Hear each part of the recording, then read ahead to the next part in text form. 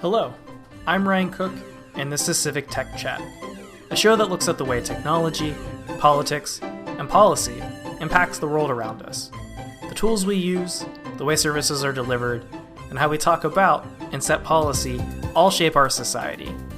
We'll gather around and have a chat about these things together and more. Before we get started, I do want to let you all know that we've started a Discord for the podcast.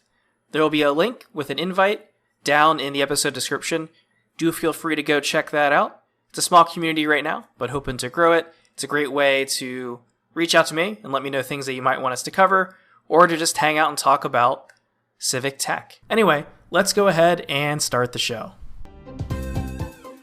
This is an episode from the archives, so there may be things that are mentioned, like events, links, email addresses, and the like, that might be inaccurate or may have simply passed because this happened a while ago.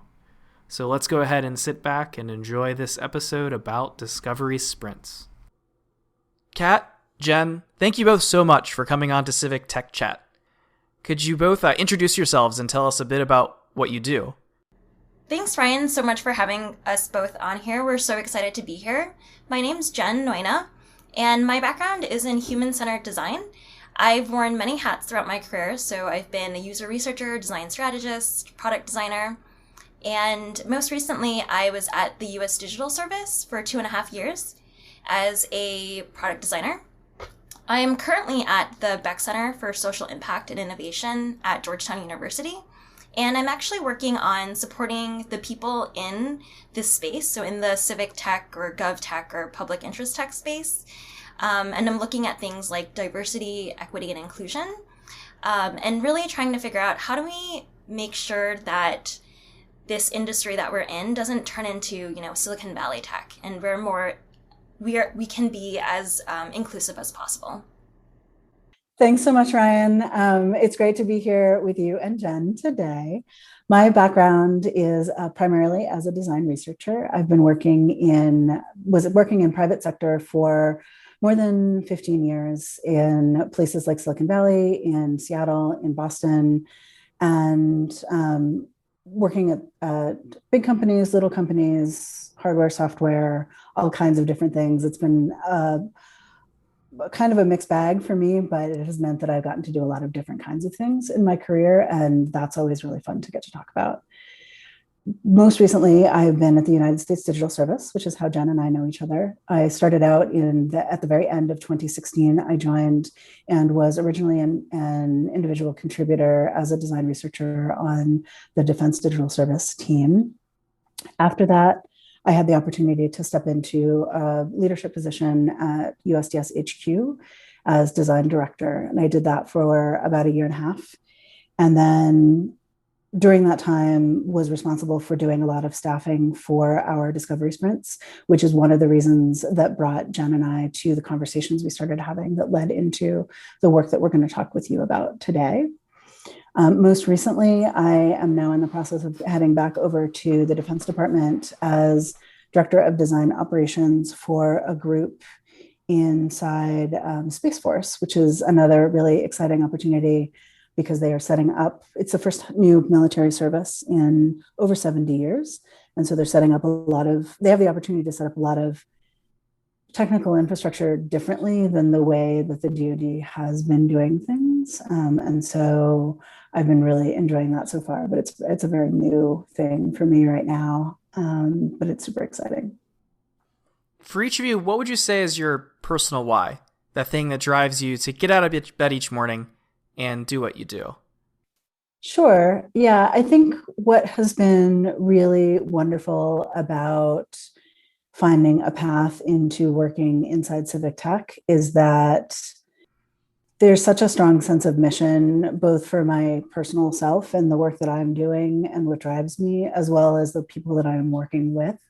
And I think that, getting up every day and just looking for opportunities to make things, systems, technology, experiences better for folks who are dependent on government systems or on government agencies to really give them the support that they need is something that it feels really simplistic, but it's the thing that really helps me feel like I'm doing something and I'm accomplishing something at the end of every day. I echo a lot of what Kat says. For me, it's really at the core of it is making a difference. I really, really care about helping others and contributing to society in some positive way. One of my mottos is, how can how can I leave the world a better place? And the way that translates is, that might be me being a supportive and reliable person to my friends and family and people who depend on me. And professionally, it looks like how can I use the skills that I have for the greater good? Each of you has spent time both in the private and public sectors, which may differ in some interesting ways. As you think back on those experiences, what are some things that have stood out to you or surprised you? I think Kat sort of mentioned this a little bit in her personal why, the mission-driven aspect of it. And I would say there's, I didn't really know what to expect coming into the public sector. One of the things that has stood out to me the most is how mission-driven everyone is in this space. I think it's a very infectious optimism almost, and it's really exhilarating. I think being in this space and knowing that you're surrounded by other people who care just as much as you do. I would also say the scale is one of the biggest differences. So similar to Kat, I also had a lot of experience in the private industry before I came into government. And, the products that I was working on in the private industry or private sector were a lot smaller than the services and products I'm working on at government. And so I think as a designer, that complexity is so complicated and just such a fun thing to work on.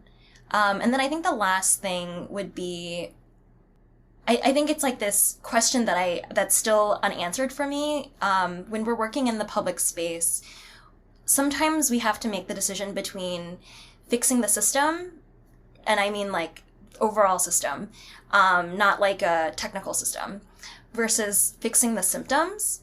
And I think that's something that I don't have an answer for yet, but there are these large problems that we're seeing in society today. Inequality, healthcare access, just basic human rights. And it's just kind of a great place to be because we get to tackle those issues. Yeah, I would echo a lot of what Jen said about scale. The difference, in working at technology companies, even ones that are, a lot of technology companies stay in startup mode for a long time. And so you're working everything's around $1 million, right? Like you're working towards your first $1 million, you're working to your first 1 million customers, you're working you're building on top of a base that starts pretty much at the zero scale. In the government, it's almost entirely opposite. And so you have that play of scale where you're on day one on anything, really, you're looking at hundreds of millions of dollars involved. You're looking at hundreds of millions of people who are affected by these systems. Your customer base is different. I'm using air quotes for that. In private sector, you're looking for customers who are going to see value in what you are offering and pay for the opportunity to use your service or your product or whatever it is. In government, a lot of times I don't want to say it's the last resort, but oftentimes whatever the solution that is being provided is, you're the only way that somebody can do that, right? Like you can't file your taxes with somebody that isn't the IRS, right? Like you have no choice but to interact with that system as a taxpayer. And so it's not only just the scale, but the idea of how you can meet the mission with so many different kinds of users and people who are coming from all different levels of technology experience, you can't really assume anything about who those users are going to be. And as a design researcher, that's really fun, right? Because it means that you get to go out and interact with lots of people. And even if you're making incremental changes for the better, you still get to see the impact that you're having. I think that's a little more challenging to do on the private sector side. And I think the other thing that was, I think you asked what was surprising. For me, what's been really surprising is how design curious a lot of the federal government is. I mean, a lot of time, we'll be talking a lot about federal government today. I think this is true for other aspects of government and other work that is happening in civic tech, but it's such a green field for design and for human-centered thinking. And everyone that I've had the pleasure of interacting with over the last 4 years is just super curious about how can we design better for the humans who are interacting with the systems that we're creating. Sometimes that's the systems, it's somebody who's sitting in front of a keyboard who is then providing services to somebody who's sitting on the other side of that counter. And all of those people are humans that, human-centered design needs to be applied for when you're working at the federal level. And that was a surprise to me. It's just sort of how curious and how excited people were to talk about this stuff and to give it space in a way that in the private sector, I think a lot of times design fights for a seat at the table with engineering and other disciplines that are often a little bit more transparent about the impact that they are having on behalf of a company. I think this is a good time for us to take a shift over to our main topic, which is something that I'm pretty excited to dig in with each of you. Folks listening might not know that each of you were involved in the creation of a Discovery Sprint guide that's hosted on the United States Digital Service, USDS, on their website. For folks that might not be familiar with what a Discovery Sprint is already, or maybe even a sprint as a concept, could you talk us through what this is? Discovery Sprints is something that I would say a lot of folks in the tech space have heard of before, or the term discovery. And so at the US Digital Service, it was we used it in a different way. I would say that for us at the federal level, we were, whenever we get invited to partner with an agency or a team on their problem, we would use Discovery Sprints as a method, just a 2 to 4 week quick sprint for our teams to really dig into the agency, the team that's working with them, the people, the landscape, the ecosystem, any of the root causes that might come out of that engagement, and really try to understand the work that we're going to be supporting. I want to iterate here that, oftentimes at USDS, we would get invited to fix some sort of tech issue.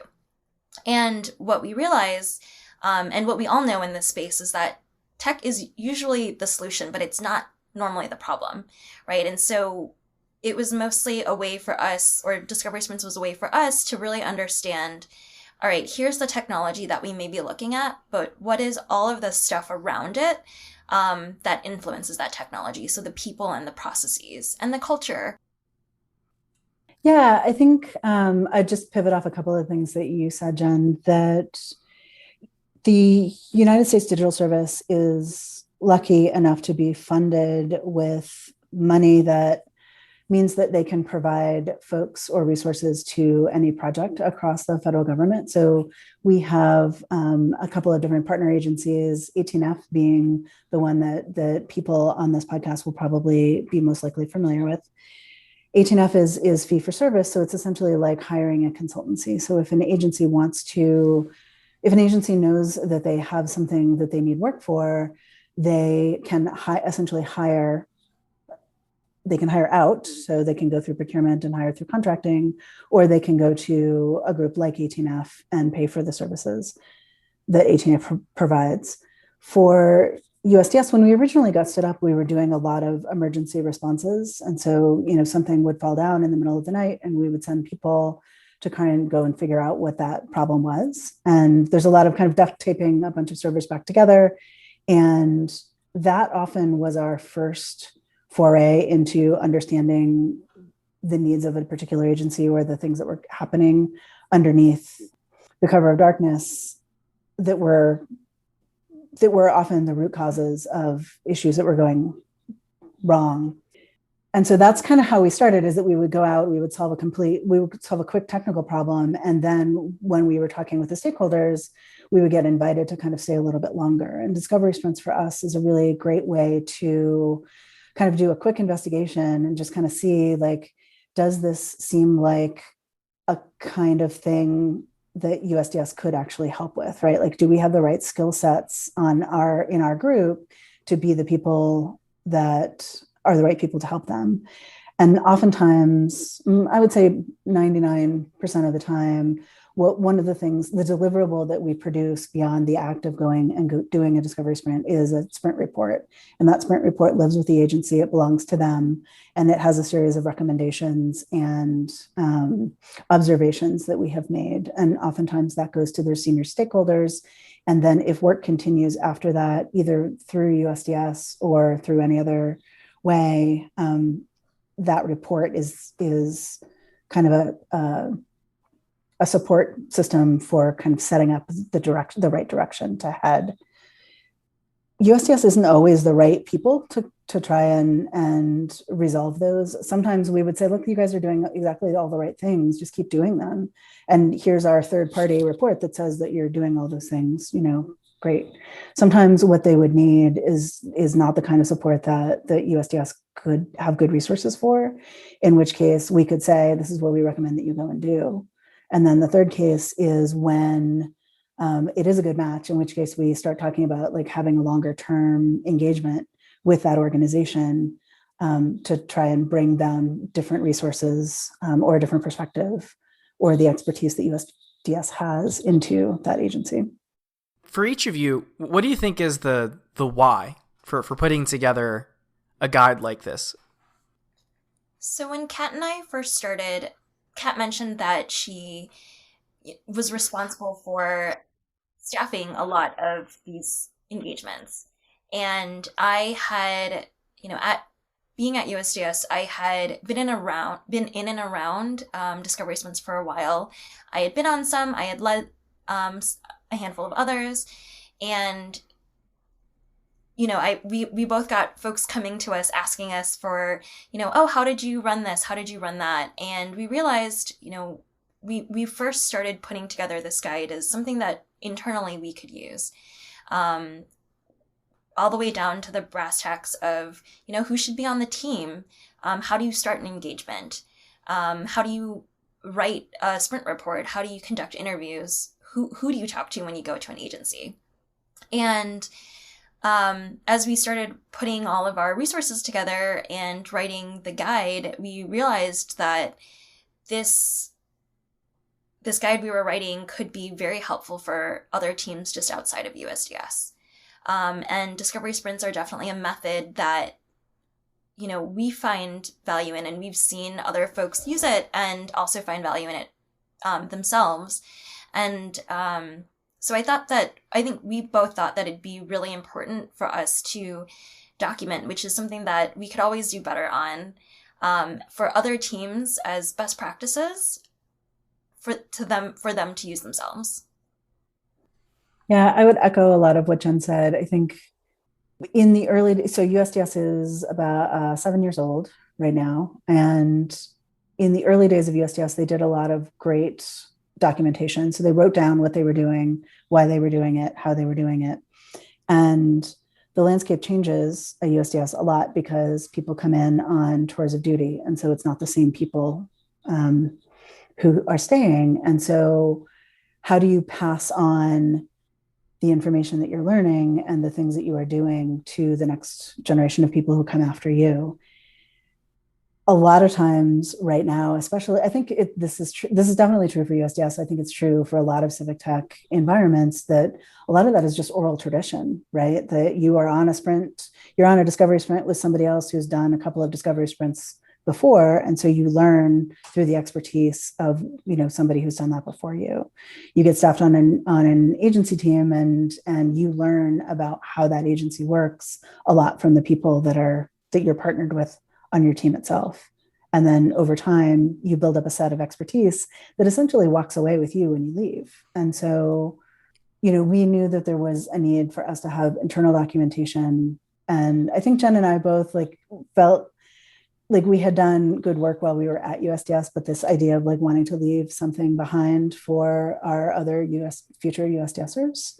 And so that was a piece of it. I think the other piece is that when we talk to other civic tech groups, every civic tech group is struggling with a lot of the same core things, right? And trying to figure out how to do what they're doing in spaces that often haven't had teams like this, or had people that have these different types of expertises. And so, especially when I was design director, we would talk to other organizations or leadership at other, at civic tech organizations or digital services all over the world. And everybody was like, what are you guys doing? How did you solve this problem? How are you thinking about this? How are you, what are you doing and how are you doing it? And we were all doing that with each other all the time. And I think this is sort of our small gift back to that discipline, or that group of folks who are trying to solve some of those same things or tackling some of those same issues. When we were having our preparatory chat, that prior call, one of the things that came up is this notion that discovery should be thought of as a method, as a deliverable, and also as a process. Could we dig into and expand upon that notion a bit for folks listening? We mentioned that discovery sprints are typically 2 to 4 weeks of an engagement with a stakeholder. And so at the U.S. Digital Service, that would typically be at the federal level. And so when we first start, we typically would put together a really small team, 4 to 5 folks. And we make sure that this team is a cross-functional team. There is, someone who has a product management background. There's someone who has design and research as an experience. Someone who, is an engineer by trade. Someone who has expertise in data and procurement. And we also make sure to staff the team with a lead. And so the sprint team lead is responsible for really the engagement with the stakeholders and really managing expectations of what to expect as they engage in this process with us. And so, the discovery sprint is really quick. We go in, and for 2 weeks, the team sits with the agency. We try to get access to as many things as we can. Systems, documents, people, and the entire team just, spends a lot of time digging into documentation and interviewing stakeholders and interviewing users and interviewing everyone from leadership all the way to the folks, typically at a call center or something like that. And that being said, out of these 2 weeks, Kat mentioned that we typically result in a sprint report and presentation. And so, the 2 weeks for us is really for us to uncover all of the root causes and, the understanding of an agency's problem. It's really not for us to say, hey, this is how you're going to fix it. We might have some ideas and we might provide some of those recommendations, but it really is to dig into, hey, it might just, one of the things might be, there's a person in this department and there's a person in this department and they might need the same data, but they're getting data from different sources, right? And so we might identify, because we do have access to the entire ecosystem of the organization where someone else might not, we might be able to say, hey, person A might just need to talk to person B as one of the things that we uncover. And so kind of setting that stage, when we think of discovery as a method and process, that's what I would typically say, right? It's this process that we go through to really, really understand the problem even before we start solutioning. And I think that that's key, because I think in a lot of these spaces that we're in, folks already have an idea of what the answer might be, right? They might say, hey, we need a new database to do this thing. And it might actually just end up being a communication problem, like in the situation that I outlined. And so Discovery Sprint as like a method and a process is really to uncover, to really, really figure out what is that problem space that we're working within. What can be really nice about Discovery Sprints, and I think this is one of those things that it makes this guide that we have written more applicable or adaptable for other organizations out, like beyond just people who are working at the federal level, or beyond folks who are even working just in civic tech. I mean, I think the idea of a design sprint or a sprint zero has been around for a really long time. In organizations that work inside Agile, the idea of a sprint is pretty common. There are places inside the federal government that are doing waterfall or doing other kinds of development methods.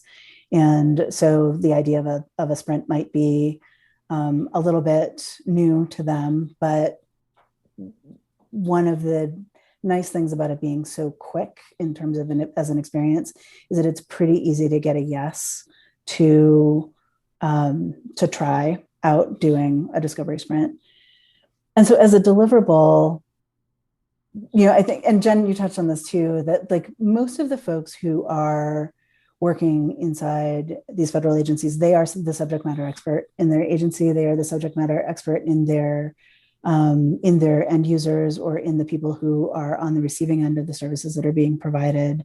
They know all of those things cold. And 201, they've probably had some group of people come in every couple of years that say, we're going to help you do things better, or we're going to help you, change it up, or we're going to teach you a different method to do things. And they are incredibly patient and are often willing to engage and to try to adopt these methods to see if they can result in a different approach or a different kind of solution that may not have been available to them prior. As a deliverable, what's nice about having an external third party come in, it's not so much about the expertise that we bring as it is just the opportunity to shake things up a little bit and to give the folks inside different organizations or different groups a voice. And so, as I said, they're the experts. They know this stuff cold. They often have maybe been filing tickets, or they have been, writing or talking to the folks above them for a long time about whatever symptoms that they are seeing that might be causing larger issues. And for us to come in and just to get people into a room together and get folks explaining things to us as a third party can sometimes just help open up levels of communication or opportunities that have been there the whole time. But this is just the catalyst to make that happen. And so I think, like, as a deliverable, it's the communication piece that supports and encourages and just gives the opportunity for that to happen in a way that is really useful. And, when it's done quickly, can still instill a lot of opportunities for that to continue to happen long after we're not there anymore. One section of the report that kind of stood out to me when I was reading through it is the one that's titled How Sprints Fail. It seems like this gives some sense of the things the team might seek to watch out for as they're going through their own sprint. And maybe often, like, kind of knowing like what things to watch out for is just as important as knowing like what are the good things to do. Are there any potential problems from that kind of stick out to each of you that you'd like to talk about? I mean, I think what's interesting, I mean, Jen got to participate in a couple of different sprints, both within the agency that she was working at and then as part of cross-agency work. I got to see and staff a lot of different sprints during the time that I was at USDS. And there are definitely patterns that repeat themselves. And So that section was an effort for us to kind of pre-identify those things. I think what's crazy about a discovery sprint is that you're going in to discover. You don't always know what you're going to find, and you don't always know what is going to be needed in terms of different skill sets, and you don't always know what the environment is going to be like. And so there are some things that you, as the creator of a sprint team, can control, and there's a whole lot of stuff you can't. And because it's discovery, it's different every time. And so figuring out which things we could kind of distill down into good advice to give people was really challenging, because we wanted to give enough information for people to make it useful if they wanted to try using some of these methods. But we didn't want to be so prescriptive that if you ran into something that wasn't on that list, that you wouldn't know what to do. And so I think that from a when and how sprints fail, we do see patterns. And I think that's something that we tried to raise up and, give some hints as to the kind of direction that those could be.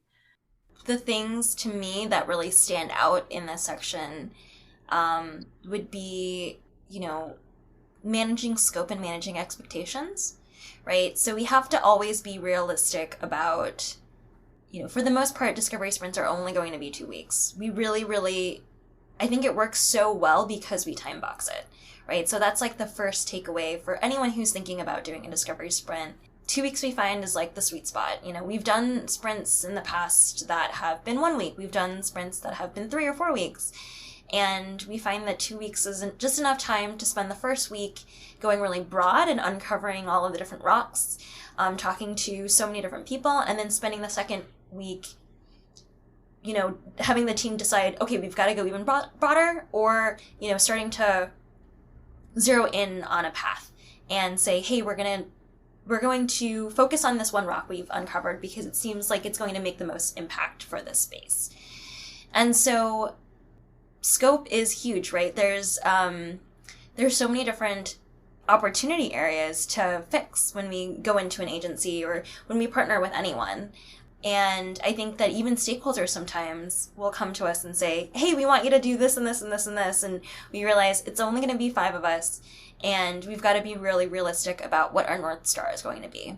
And so for me, as in the past when I was a sprint team lead, it was always at the end of every day, right? There's only 10 days. At the end of every day, syncing up with the team and understanding, all right, is our North Star still our North Star?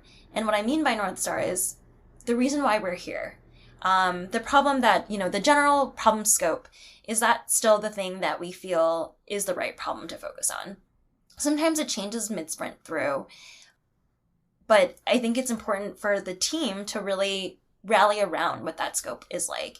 And then for the sprint team lead as well as the other sprint team members to manage expectations of what that is.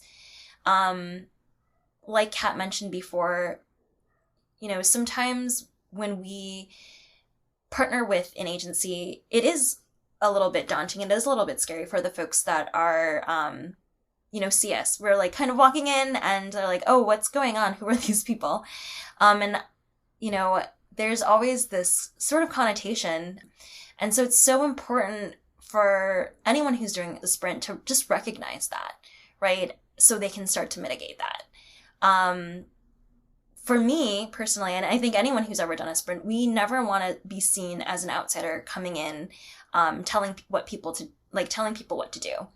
And so making sure that whenever you're interacting with anyone, that you exude the right values that you want to stand for. And so for me, that always was, be really humble, just curious, right? And really just recognizing your privilege when you get to come into these spaces.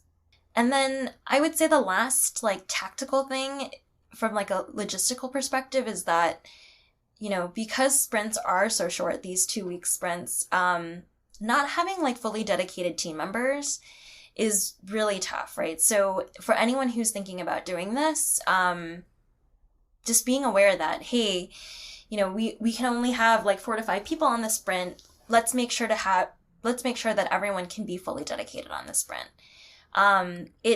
just becomes kind of a nightmare when you're trying to, in 1 week, right, interview 40 different people, and half of your team might have other meetings they have to go to.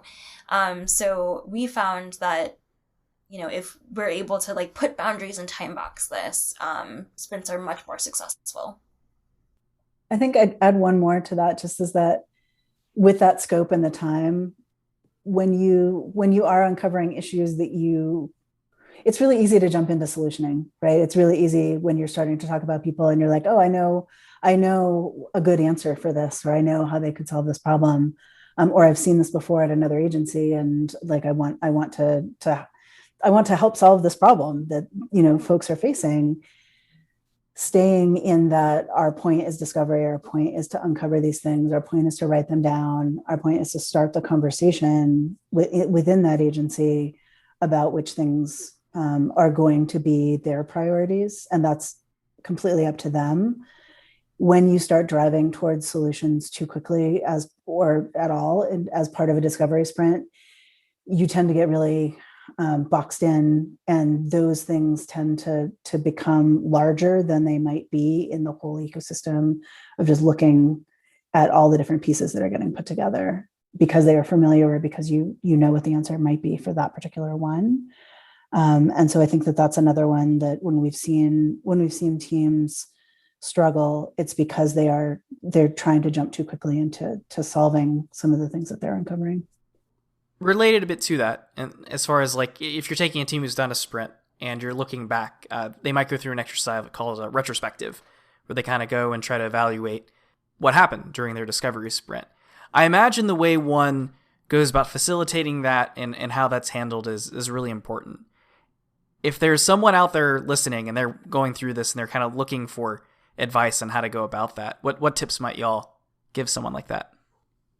I think I definitely have a couple of tips off the top of the bat. Don't skimp on doing a retrospective, especially if you've put together a team that hasn't worked together with each other like if you've brought people from different orientations to work together. It's really useful to have a retrospective because you're getting a sense of closure, and you're sort of giving everybody the space to mark what they did, to talk about it, and then to go back to whatever it was that they were doing before. So that part is really important. I think from a facilitation perspective, get a third party to come and facilitate the retrospective so that everybody who participated in the sprint can talk. It's really easy to say, oh, well, the sprint lead was leading, so the sprint lead can lead the facilitation, but that leaves out the incredibly robust feedback that the sprint lead might have to give. And so those are sort of the quick hits that I would give. When I have run sprint retrospectives in the past, I usually do 90 minutes to 120, which seems like a really long time. But taking the first 45 minutes to an hour, and I just ask the team to tell me the story of the sprint, right? What happened? What did you do? And then what did you do? And then what happened? And who did you talk to at this stage? And I will whiteboard the story that they're telling me in bullet points. And that's really great because there's no emotion involved. So if this was particularly stressful, or if there were differing opinions on the team about what happened when, or how something was handled, you take all of that out. And so if people are just telling you the story, what happened? And then you take a break. And then you come back, and for the second piece, it's sort of talking through why do we think those things happened, and taking time to say, okay, well, looking back, you can say, oh, this was a turning point. This was a pivotal turning point in the sprint. We didn't know it then because we didn't realize it because we were standing at a fork in the road. Now we can look back and we know that. And again, it takes some of the emotion out of the, who said what when, and it puts people into a more positive perspective of like, it happened the way that it happened. And so now we're reflecting back. And then I think the last half an hour or so, I always like to be, what advice would you give for the next team that is doing a sprint? So actually two things. One, at USDS, what advice would you give if USDS continues to do work at this agency? What things do people really need to know? And then the second piece is like, what is it that you learned about doing this sprint that is useful for other people? And so I had photographs, lots of photographs of whiteboards from having done these retrospectives when Jen and I started talking about writing this guide. And a lot of that feedback fed into what ultimately became this discovery guide. So whereas like a retrospective, we're kind of looking at that's kind of like a norming activity that you sort of do at the end of an activity. And then maybe you end up kind of going on to another. But one thing I've picked up through some of y'all's answers is that oftentimes, or maybe not often, but sometimes these teams are kind of new teams that are brought together. Maybe it's 5 people who haven't done a lot of work together previously. And in those situations, are there any kind of norming activities that y'all have experienced that like really kind of help that initial hump you have to get over in order to like work well cohesively? I remember the first sprint I led, everyone on my sprint team knew of each other, right? Like everyone knew that we all, they knew what discipline everyone was, but they had never worked with each other before. And as corny as this sounds, right, like team building activities exist for a reason. And so I think that it's so important when you're doing this really intensive work in a short amount of time to build psychological safety for the team, right? To be vulnerable, to be honest, to feel like they can really thrive and build trust with one another. And so the way I've done that in the past is, we do a sprint kickoff with the stakeholder. And that's really to set the scope, give ourselves the chance to ask that stakeholder any questions we might have and set our expectations and their expectations for the engagement. And then we also make sure as a team internally to really just get to know one another. So things like, what are your strengths? What are your weaknesses? What's something that you really, really don't want to do? So don't ask me to do it on this sprint. So I had a few folks that were like, I'm so bad at writing. I'm so sorry I'm not going to be good at writing the sprint report, but I'm so happy to help edit and revise and do grammar. And so I think just building that trust within the team just by asking each other questions, getting to know each other. And another key piece that I found in norming is just bringing snacks. As silly as it might sound, like we had a designer on our team go to Trader Joe's and she bought, $30 worth of snacks. And so we just always had snacks in the space that we worked in. And people could come in and, like agency folks would come in and say, oh, can I get an Oreo? Or I think they're like called Joe Oreos from Trader Joe's. And we could like start a conversation that way, right? Or, we need an afternoon pick-me-up and we'd have chips that we could munch on. So just really being intentional about building a good, positive culture and asking each team member to contribute to that, as well as what's important to them really helps with that team building. Yeah, I think the one thing that I would add that I've seen when teams really gel, I think one of the things, and it's hard to say this at month whatever we are in the midst of a global pandemic, is oftentimes, one of USDS's core values is go where the work is. And a lot of times a lot of agencies are located in DC, which is where the core of USDS is. But a lot of times sprints involve going out on the road to talk to external stakeholders, of various types and kinds. And so the act of traveling together with a team is a real uniting force, right? Like even just figuring out who's going where, when, and the opportunity to have dinner together at the end of the day after a long day of user interviews or stakeholder interviews is something that can really pull a team together. And sometimes when teams don't travel, it's a little harder to kind of create that space for a team to be all in the same way that you are if you're working out of a hotel lobby together starting to write the beginning of the report. And so it's something to maybe aspire to, even though it's not something we can actually do right now as much. Kat, that is a great segue to the very next question I had. Your mention of that principle about going where the work is. As you mentioned at the end of your answer there, it's a little harder to do that now. We're kind of in a position where for folks' safety, we kind of have to work at a distance, do things over distributed technologies. As you've kind of like seen folks trying to kind of still get to that same goal with these different tools, how have those folks been kind of like working around the pandemic, for lack of a better way to put it?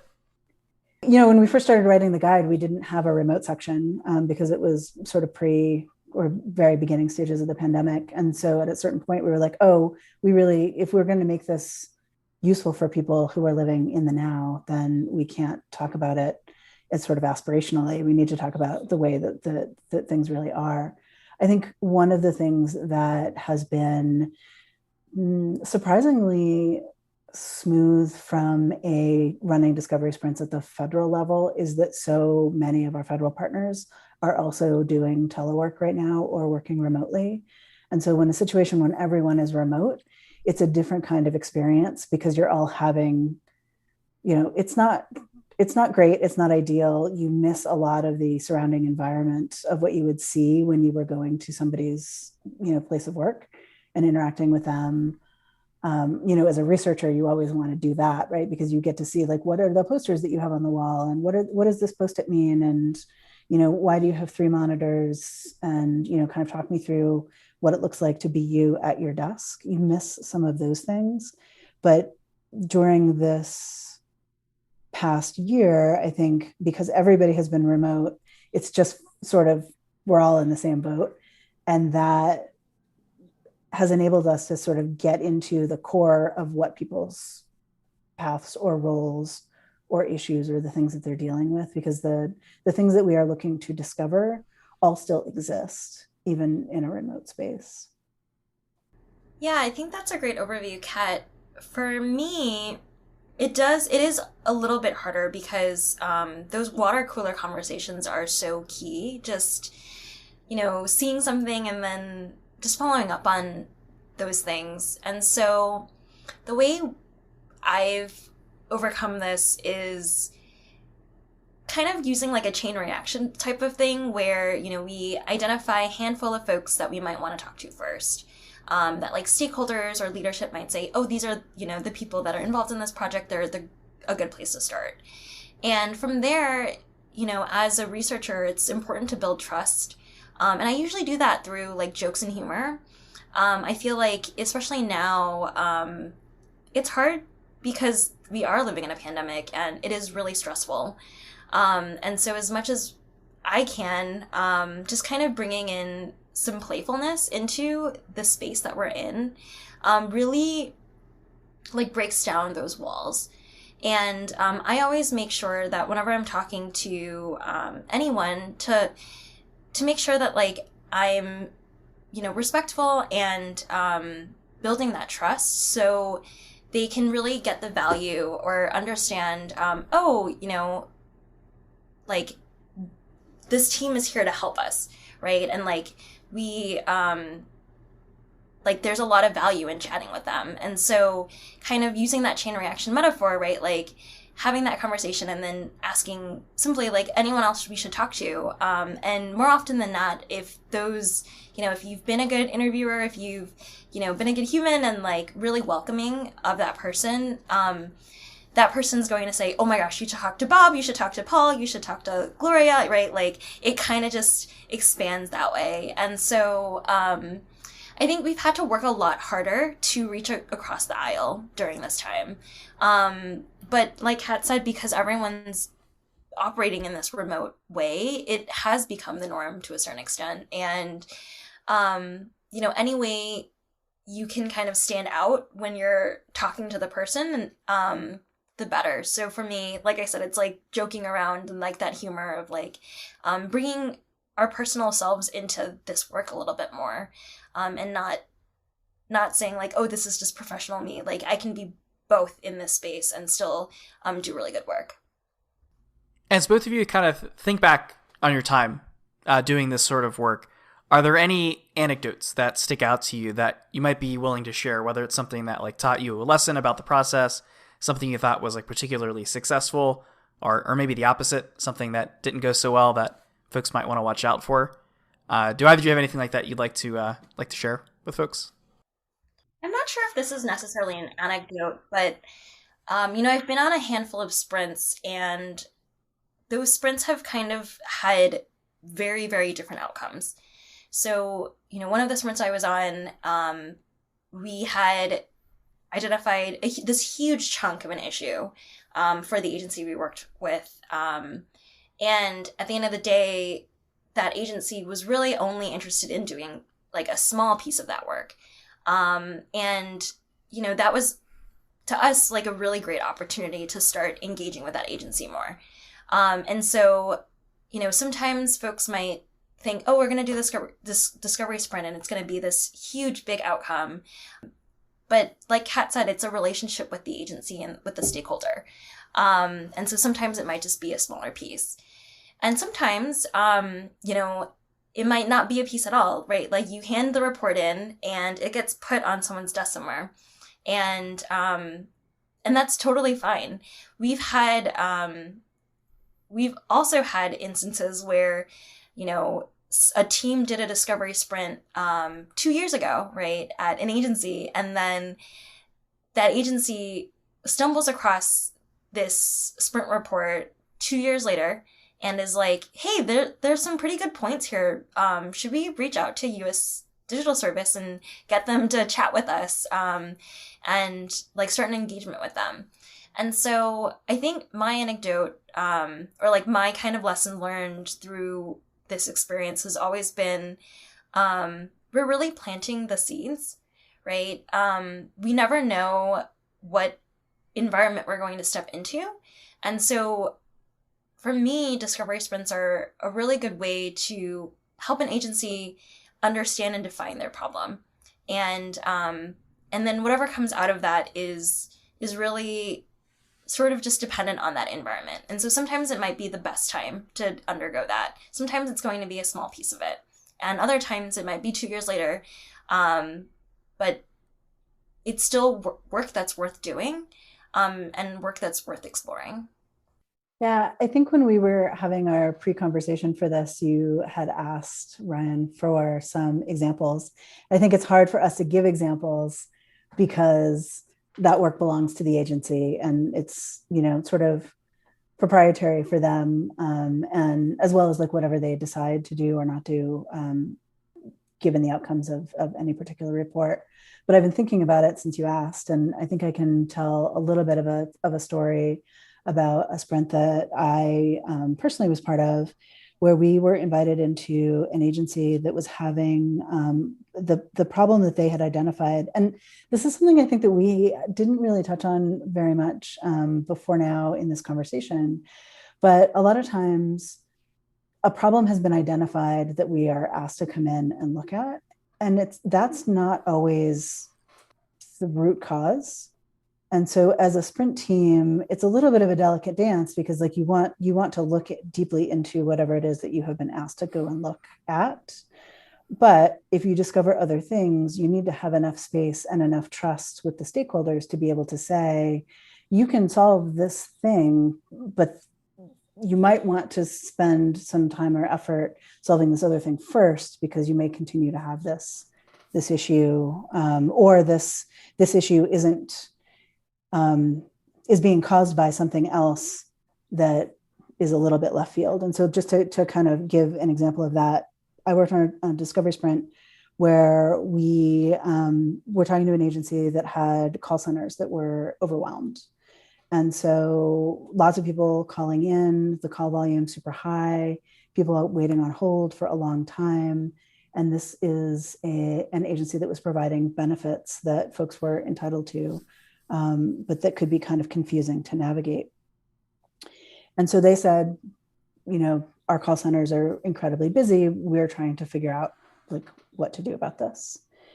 And when we went in and talked to the call centers, the call centers were very busy. We got to sit on some calls, and we got to talk with the operators, and we got to talk with the stakeholders, and we got to talk with the IT folks, and everybody who was doing their absolute darndest to make sure that the system was working as well as it could be.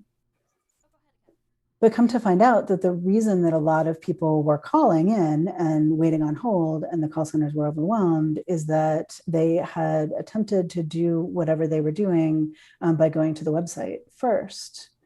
And in order to make the changes that they use the website as a service as opposed to calling in and talking to someone, they needed to input a username and a password.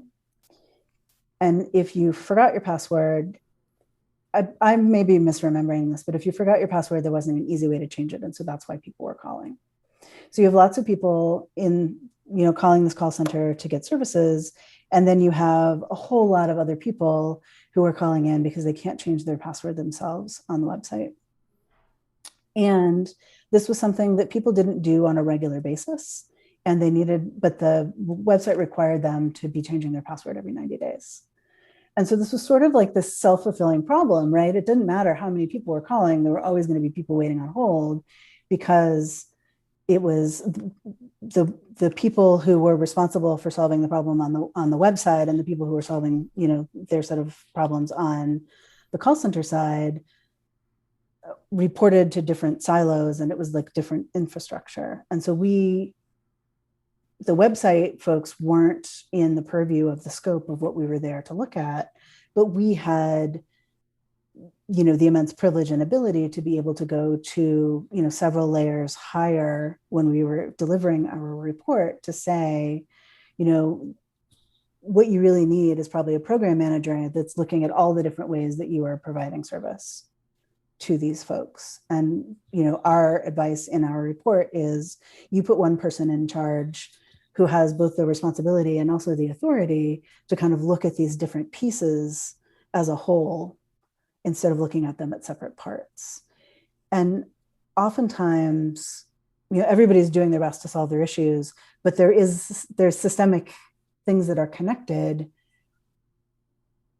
that are hard to see if you're in the throes of, managing a call center that's overwhelmed all day, every day.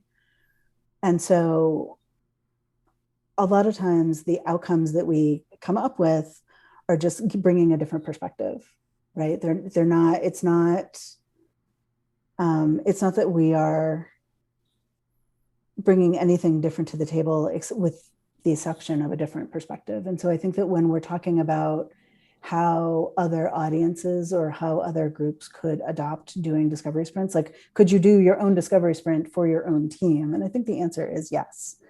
I think it's useful when you can have a third party and a fresh set of eyes.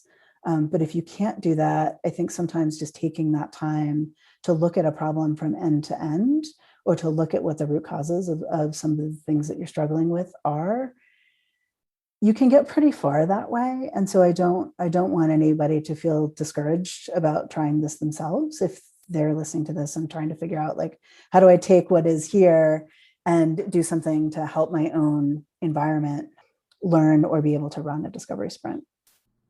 A tradition we have on Civic Tech Chat is that we like to leave some space at the end for our guests to give us an idea of what they'd like us to leave the conversation thinking about. So for each of you and this conversation we've had today, what would those concluding thoughts be? So when we first started thinking about how to reach a broader audience with writing this discovery guide, we were really unsure how people were going to be able to use it. And so we did as much as we could to write for as broad an audience as possible. But we left room for other voices who come after us and for things that, for other things that people learn. Like, we know we've just barely started to scratch the surface, but what we did was lay some groundwork for other people. And so if folks are out there using the guide to do discovery sprints, or if they are doing discovery sprints of their own, we do have a section in the guide for case studies. As we mentioned a couple of minutes ago, sometimes it's hard for USDS to share some of our case studies, but we do have a section there for people to be able to contribute and to be part of a larger conversation. And I think Jen and I would both love to see and hear about what other people have done or tried.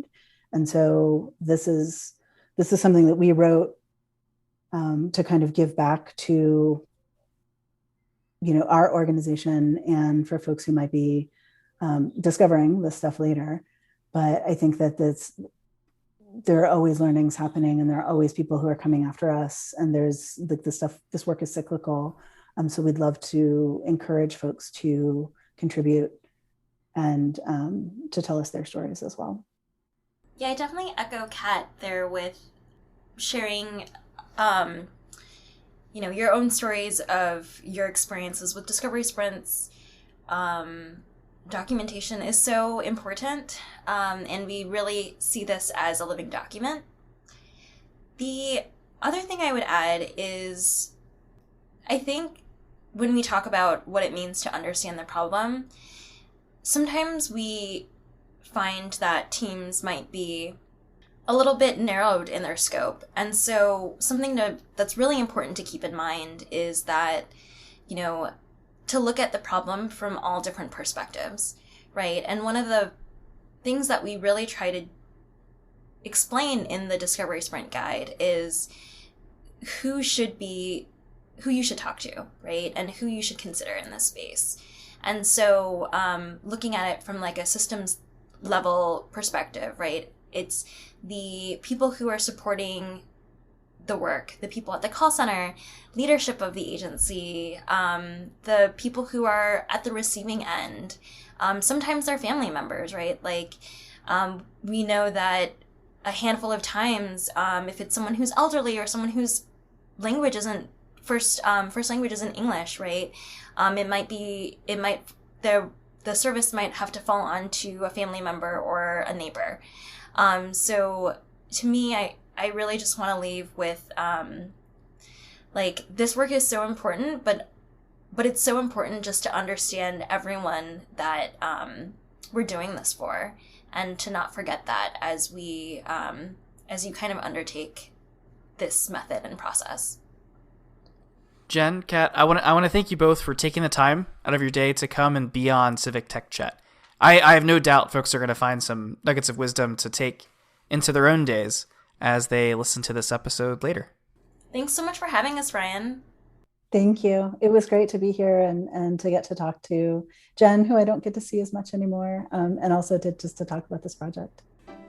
You can follow us on Twitter using the handle @CivicTechChat. Visit us on the web at civictech.chat, or subscribe to us for content updates wherever it is you download your podcasts.